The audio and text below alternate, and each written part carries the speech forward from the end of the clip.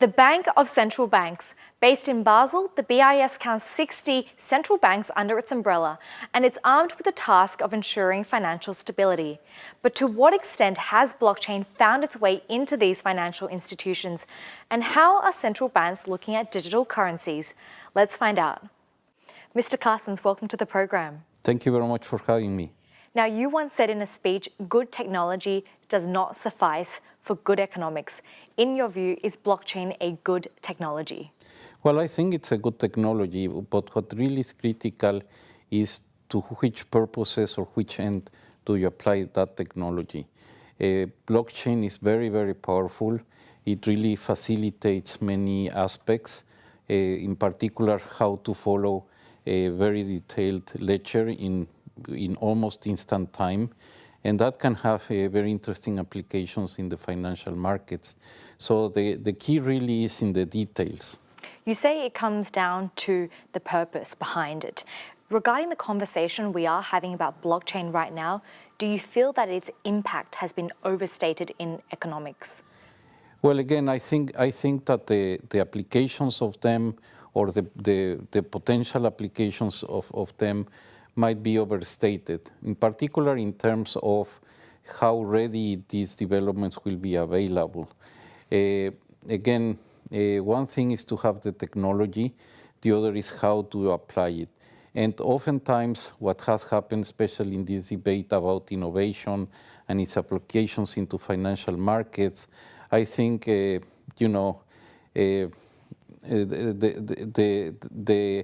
potential applications have gone far beyond of what really is proven to be feasible. So I think, like, for example, in blockchain, the most immediate application was Bitcoin. Now, Bitcoin promised to be, at least in the minds of some, to be a substitute for currencies.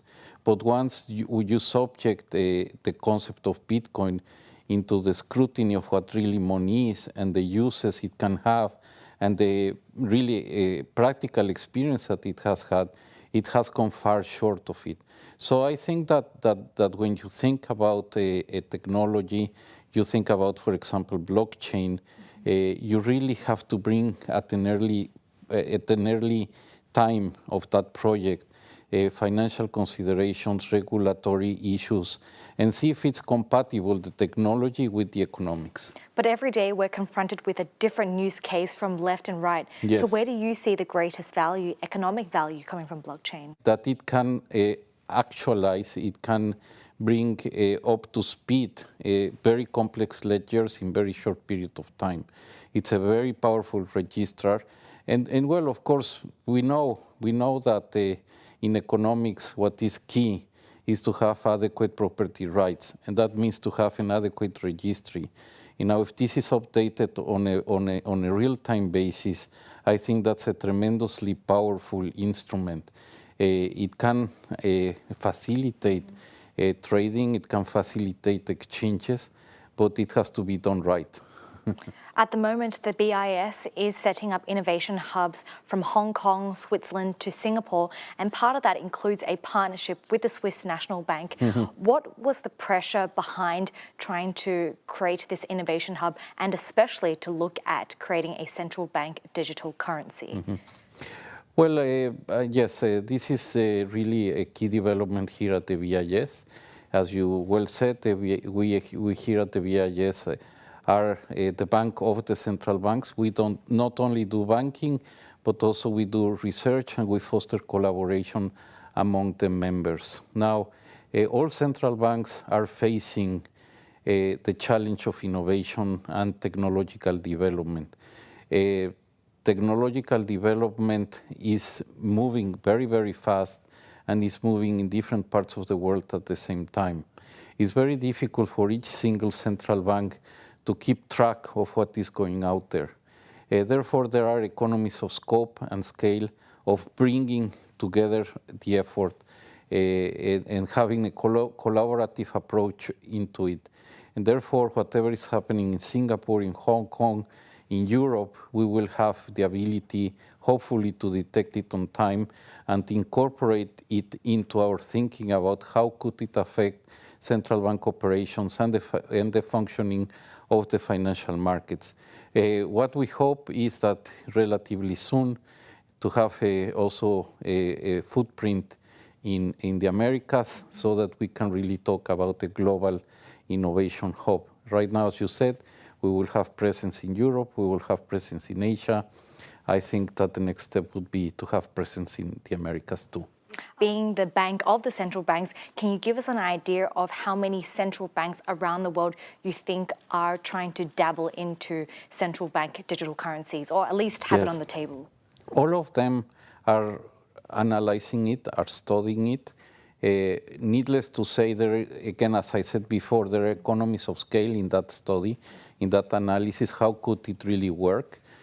I would say that the reality that is out there makes it difficult to make the case of moving extremely fast into putting central bank digital currencies on the table, in particular for retail uses. I see that as a very remote possibility in the near term. Probably one or two central banks might be there in the next 5 years, but not many. Why? Because the application of central bank digital currencies for the retail purposes is an extremely demanding proposition, and it has very serious consequences for the functioning of the financial system. Therefore, it has to be studied quite in detail. And again, the case needs to be made for it to be necessary. So far, I don't think we have a case where a central bank digital currency for retail purposes is necessary. Many central banks are working on wholesale central bank digital currencies. There the progress is far bigger, there is more experience.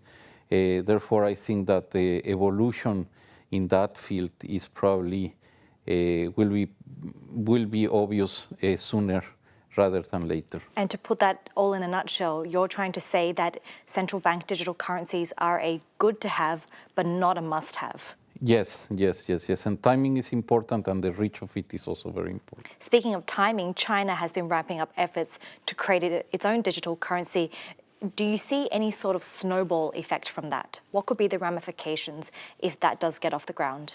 Well, each country has its own problems, its own challenges.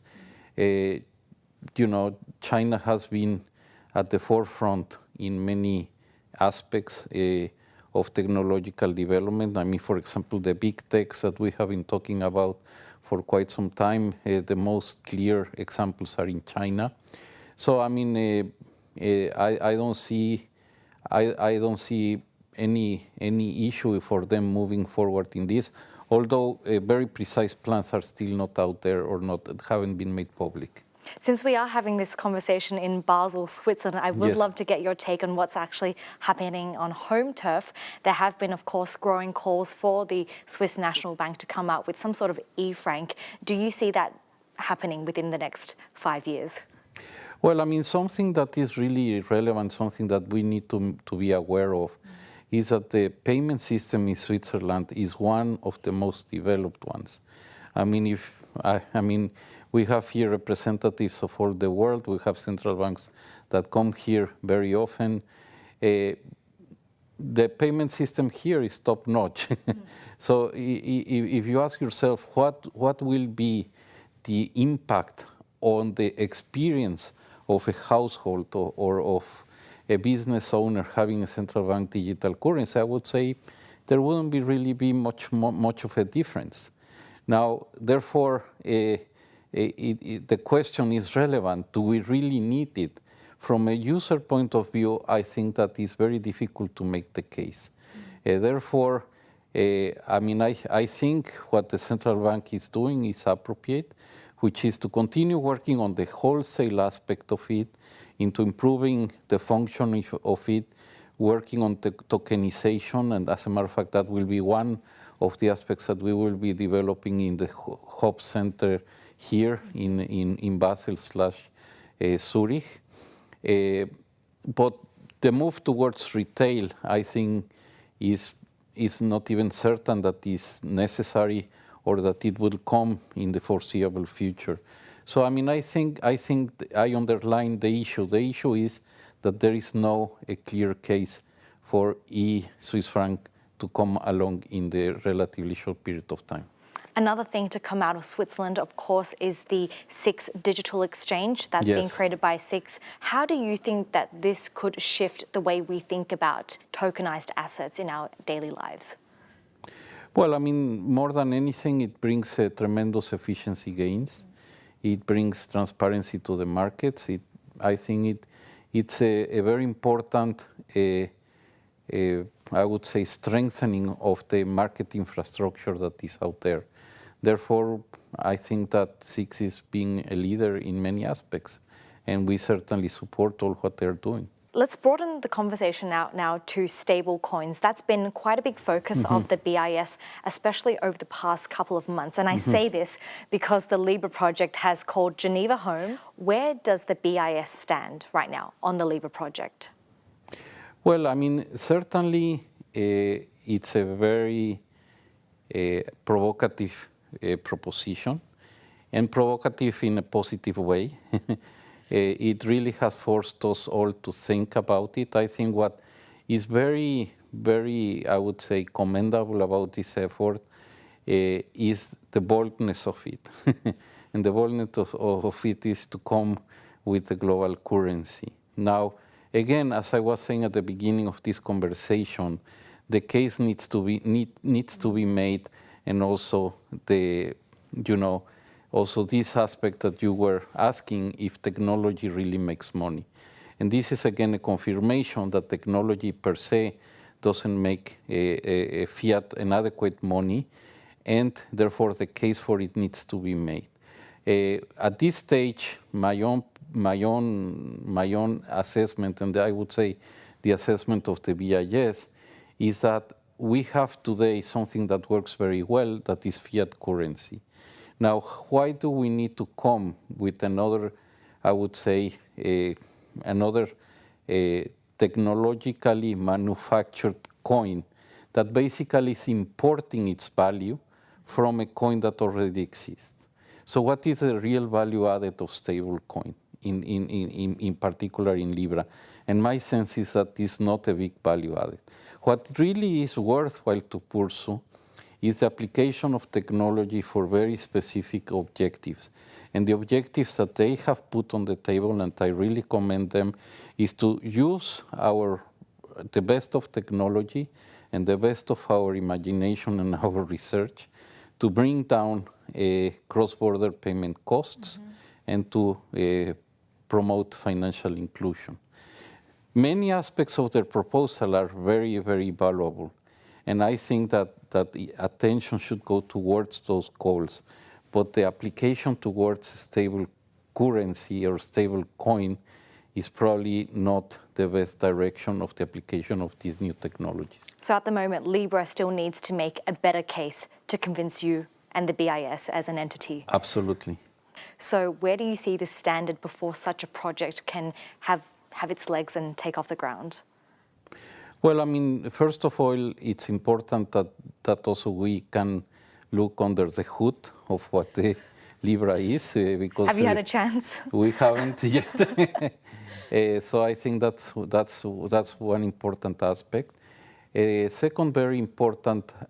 Second, I would say, a very important aspect is everything that has to do with AML CFT. I think, and know your client, I think that's a big hurdle. And any project of this dimension needs to certainly to comply with those aspects. In September, you hosted the meeting, and part of the meeting members was the Libra Association as well. Can you give us an idea of what went on behind those scenes? Well, I mean, I think what went behind the scenes is I would say, a very lively debate, very lively conversation. But more than anything, I think that it exemplifies what needs to happen as we move forward. I would say one of the very important outcomes of that is that as we think about the future of the financial system, of the payment system, what works the best, and it proves to be today the best, is private-public partnerships. Is what should it be private sector innovators do, and how can they build on the public infrastructures and those aspects of the financial system that works well. I think to build further that public-private partnership is important. I think also what was really worthwhile is to bring together public and private sectors and debate the pros and cons of the different proposals. A final conclusion was not reached, but certainly very positive aspects were identified there just because of the dialogue that took place. Of course, these conversations are still continuing, and if we could just quickly wrap up, there's so much talk about stable coins overall.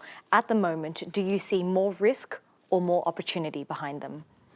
Well, more than anything is what do we understand by stable coins and what is the application of them?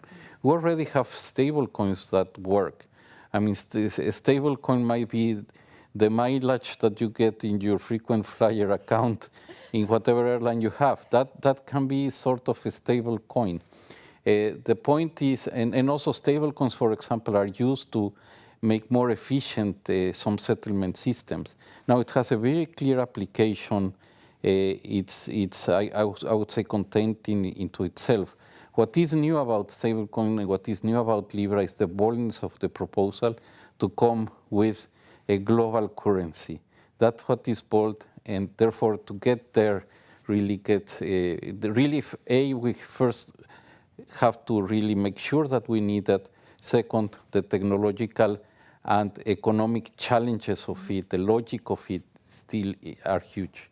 And we really need to work more in that direction. Mr. Carstens, thank you very much. Thank you. A real pleasure to be with you.